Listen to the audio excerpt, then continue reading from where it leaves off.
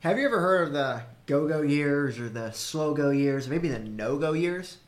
What about the super go-go years? And so that's what we're going to talk about today is all these areas of retirement planning, of time segments that you need to be aware of, but also how do you plan while you're in each segment. So that's what we're going to talk about in today's episode of Joe Knows Retirement, and make sure that you can fulfill and live each of those segments with purpose, and make sure you're proactive in planning so you don't miss one of those go-go years.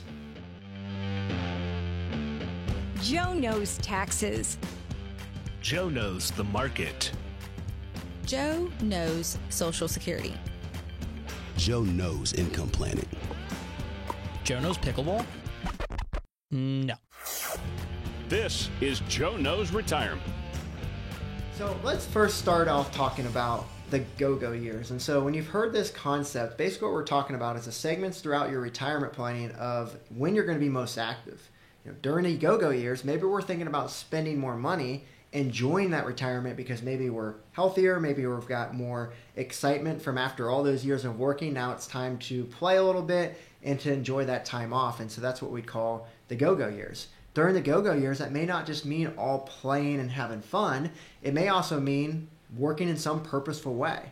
I'm a big believer of working in retirement. If you ask me, it's not in the Bible. Retirement's not necessarily in the Bible. It's not biblical. And so in my opinion, I think that we should be working in some way and for as long as we can. Now, that may not mean the full-time job that you're doing currently, but finding something that you enjoy doing, whether that's work, maybe it's volunteer, or maybe it's something that just gives you purpose to get you out of bed in the morning to make sure you want to do what you want to do. And so that's what we call the go-go years. And so during those years, you may find yourself spending extra money and also trying to buy yourself more time.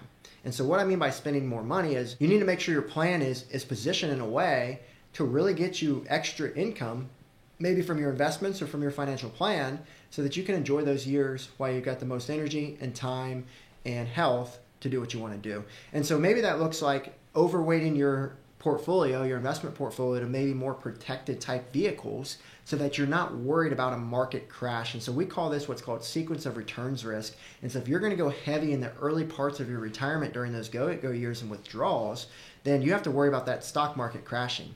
And so if you have all your money in the stock market, and let's say the stock market goes down, that's one loss. And then if you're going to take heavy withdrawals during the first 5 to 10 years of retirement, now you're going to see a double loss.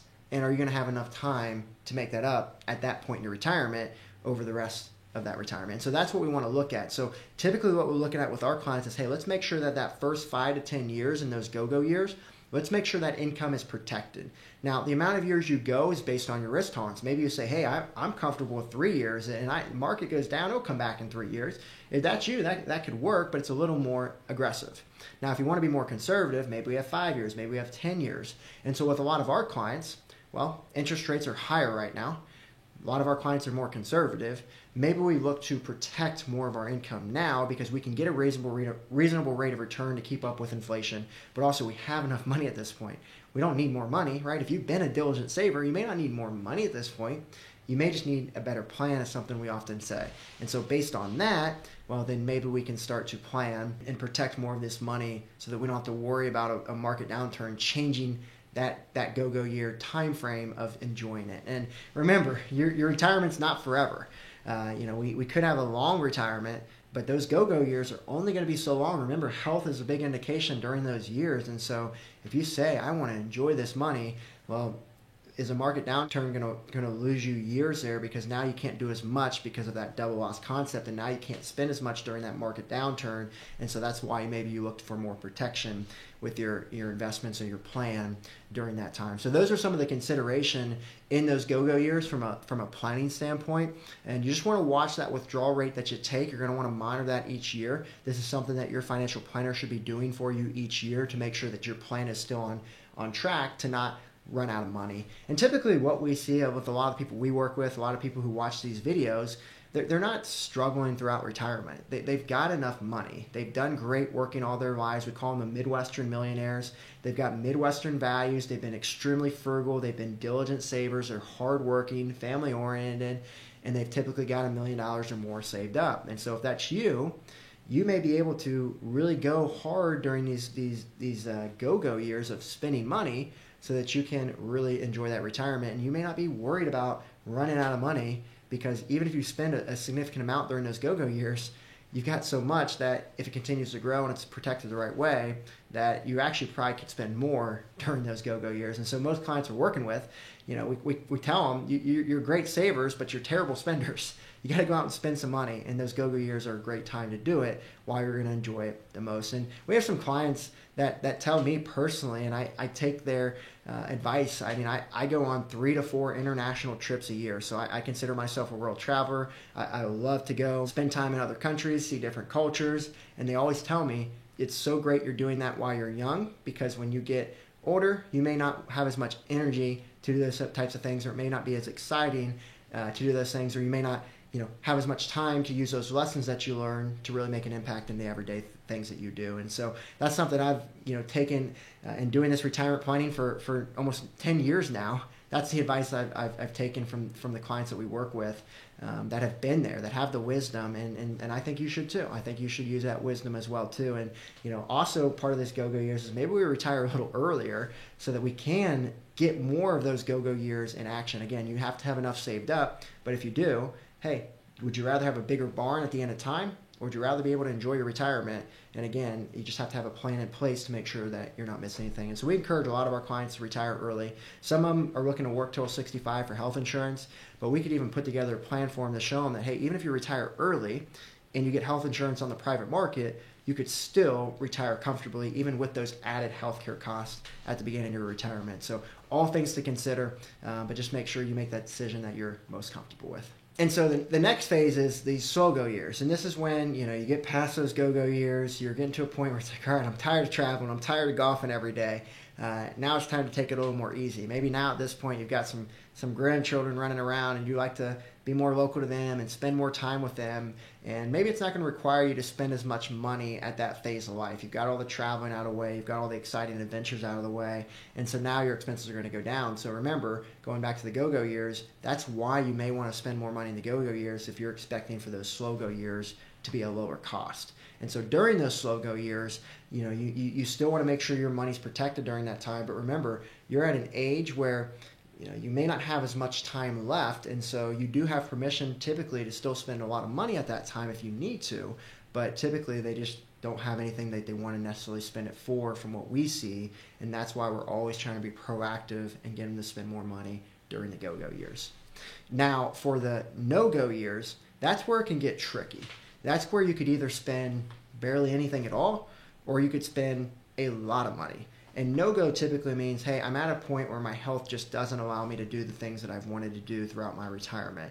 And in that case, if your health is preventing you from doing that, but maybe you don't have any big health expenses, you may not be spending much money at all because your house is probably paid off. You're just paying typical bills.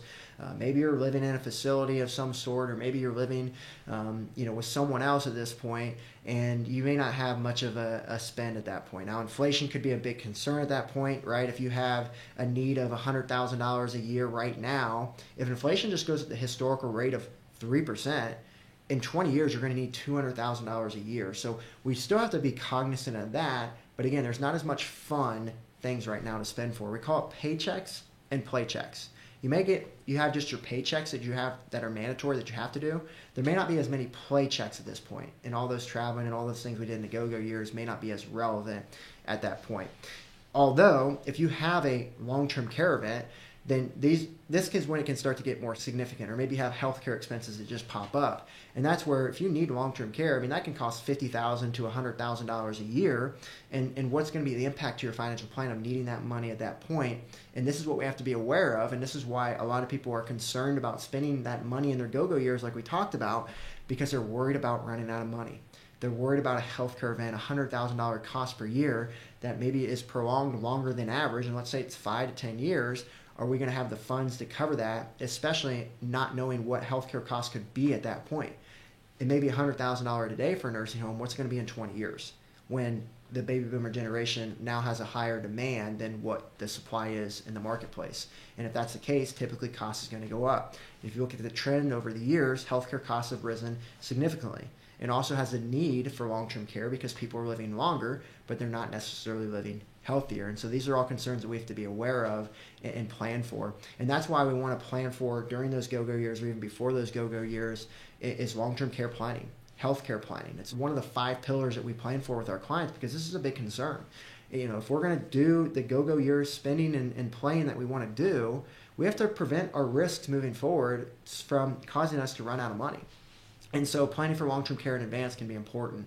Now, a lot of people ask us about long-term care insurance. In my opinion, I don't think long-term care insurance is the best option on the marketplace for most people. Now, don't let that prevent you from looking into it.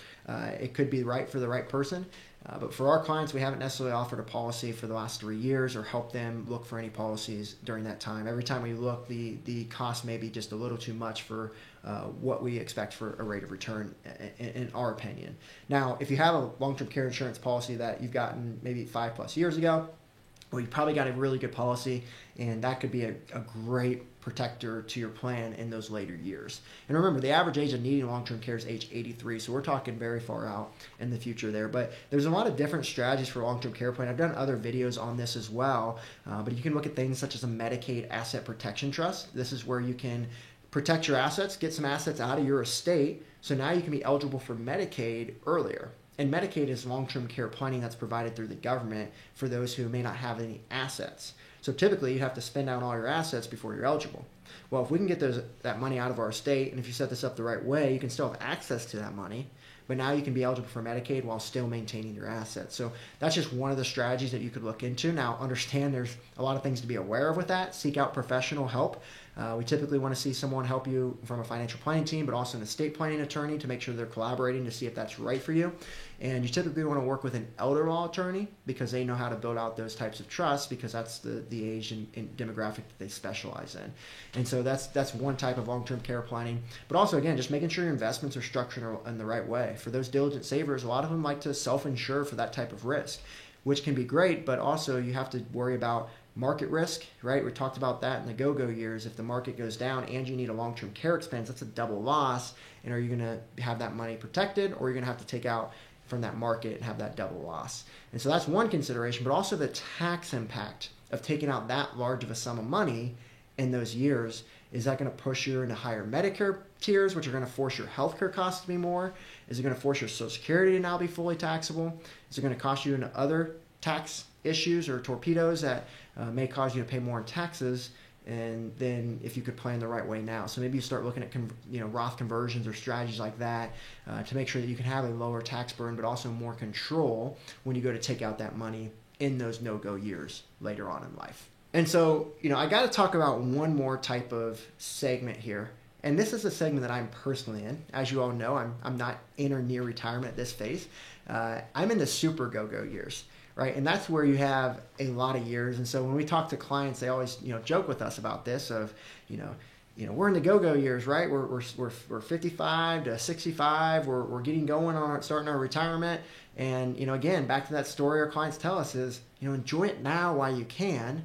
And that's what our clients have actually coined the super go-go years. And so maybe this is something you can recommend for your kids or your grandkids is, hey, give them that same advice that I was told from our clients and have them seek out the right things. And so, regardless of what age you are, maybe that's you, or maybe that's something that you can recommend to someone else so they can enjoy that timeline. And so the biggest thought I do want you to get as a takeaway from this video is to think about what you want your retirement to look like. I mean, we meet with a lot of people who haven't really thought that far out. I mean, it's hard for people to think in future time. They want to think just right now, today, and they just want to worry about their issues and problems that they have today. They want to enjoy the present moment, which I think is a great thing to do. We always want to live in the present.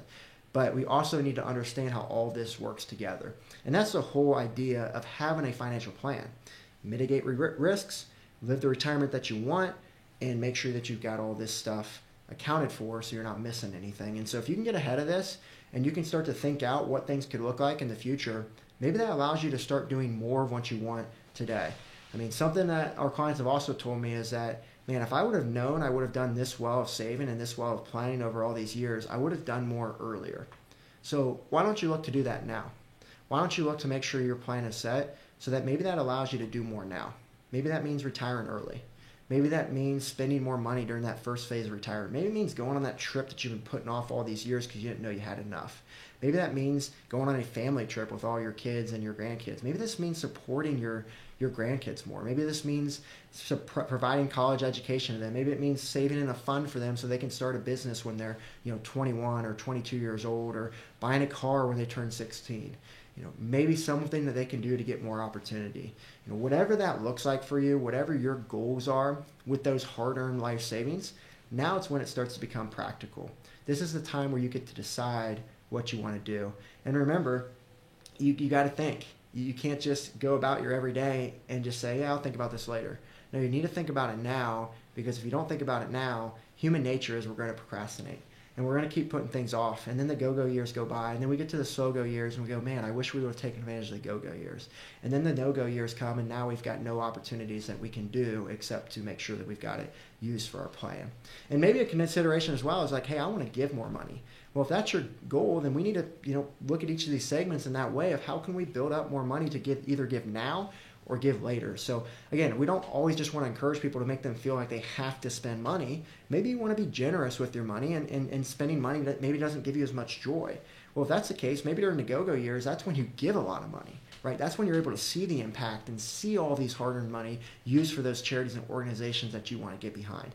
Or maybe you're just like, I want to leave as much money behind after the no-go years when I pass away, so they build a big statue in front of me, out in front of that building that just got my name on it from all that money I gave them. So whatever your goals may look like, just envision them and think about of what that could look like, and live it out is ultimately the idea. And that's why we want to see people work with a team of professionals to make sure that they can plan accordingly to do these things they want to. And if this type of planning is what you're looking for, and you really want to get this plan together to enjoy these go-go years, to enjoy this retirement plan, to make sure you're accounted for each of those segments, feel free to schedule time with our team to have a conversation, just a 15-minute call, see if we can help you, see where you're at, and see what your concerns are. And if we feel we can help you, then we can schedule another session to explore further.